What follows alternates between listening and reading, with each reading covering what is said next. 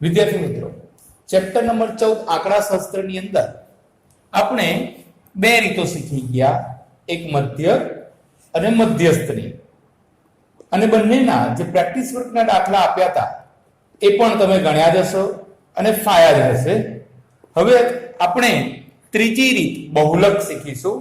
હવે બહુલક ક્લિયર કરવા માટે પહેલું તો એનું સૂત્ર આપણે મોડે કરી લઈશું. તો બહુલક શોધવા માટેનું સૂત્ર શું છે?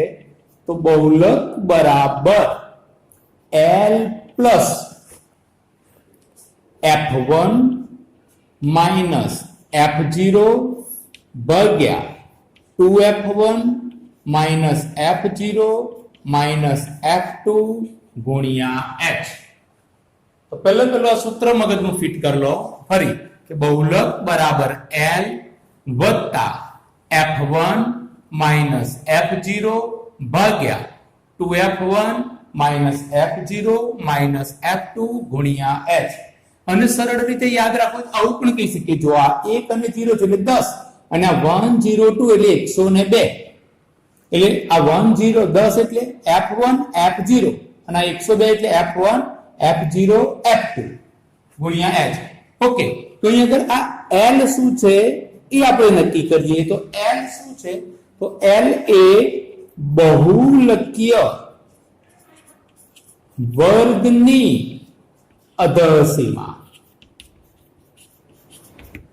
હવે બહુલકીય વર્ગ કોને કહેવો એ આપણે એક ઉદાહરણ લઈ અને તે ઘડી વધુ સ્પષ્ટ રીતે સમજીશું.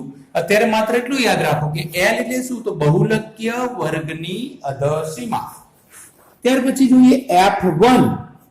F1 એટલે બહુલકીય વર્ગની આવૃત્તિ.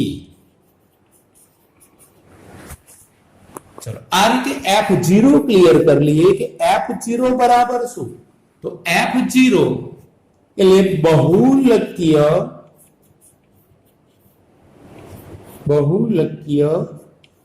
વર્ગની પહેલાના વર્ગની આવૃત્તિ.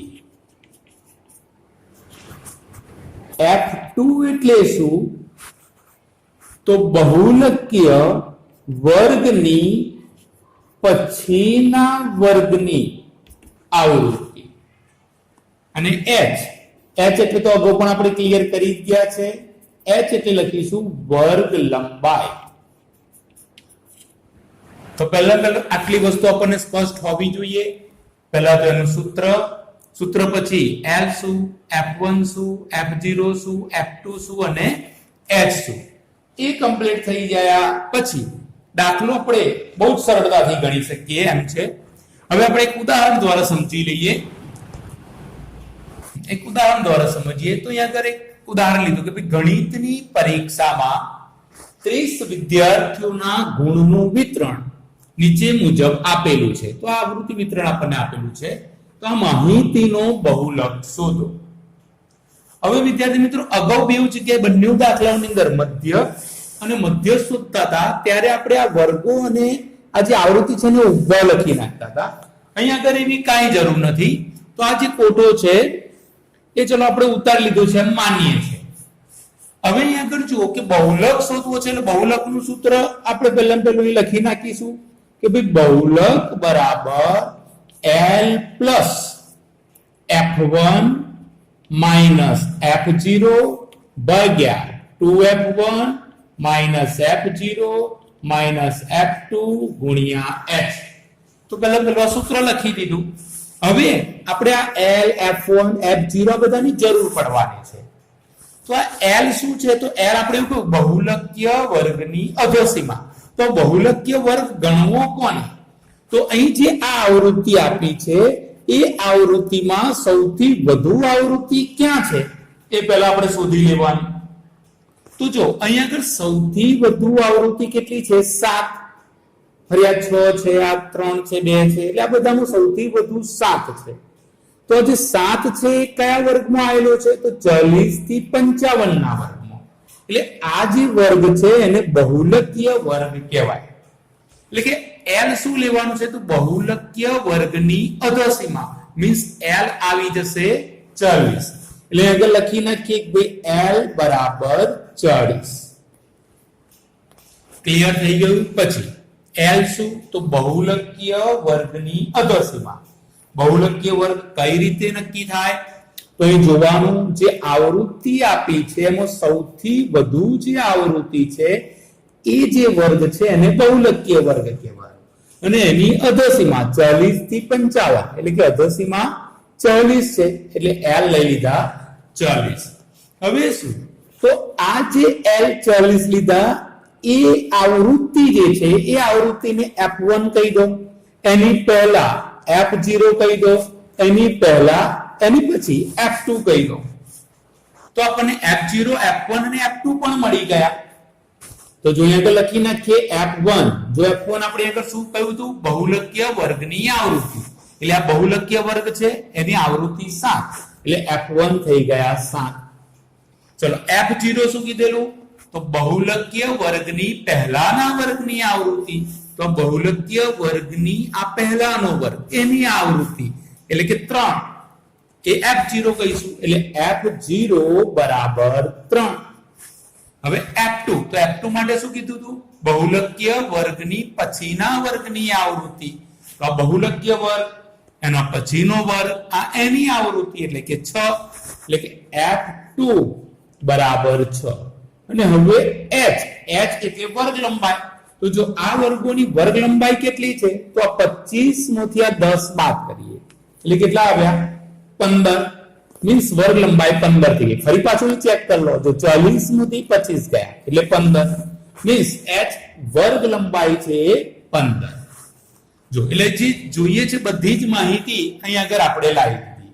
પછી જોઈ લો L કેટલી સરળ રીતે મળી શક્યો કે L એટલે બહુલકીય વર્ગની અધસીમા. બહુલકીય વર્ગ કોને કીધો આપણે?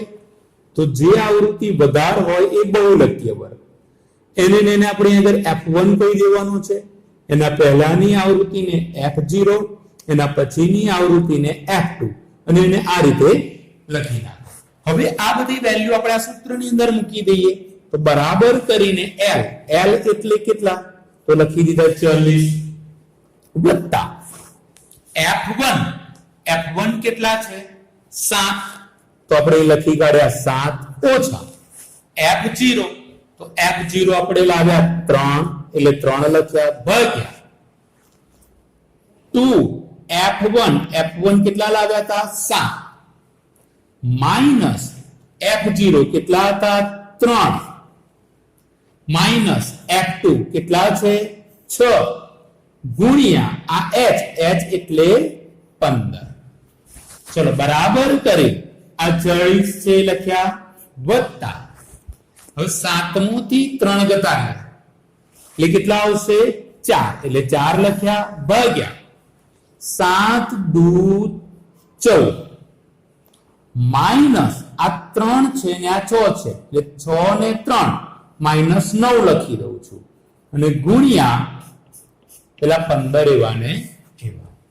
ચલો બરાબર કરી 40 તો છે જ વત્તા આ 4 ભાગ્યા 14મો થી 9 ગયા 14મો થી 9 જશે એટલે કેટલા રહેશે? 5 ગુણ્યા આ 15 5 તારી 15 આપણે છેદ ઉડાડી દીધો બરાબર કરી 40 તો છે જ પ્લસ 4 તારી 12 લખી દીધા એટલે 40 વત્તા 12 બરાબર કેટલા આવી ગયા? 52. તો બહુલક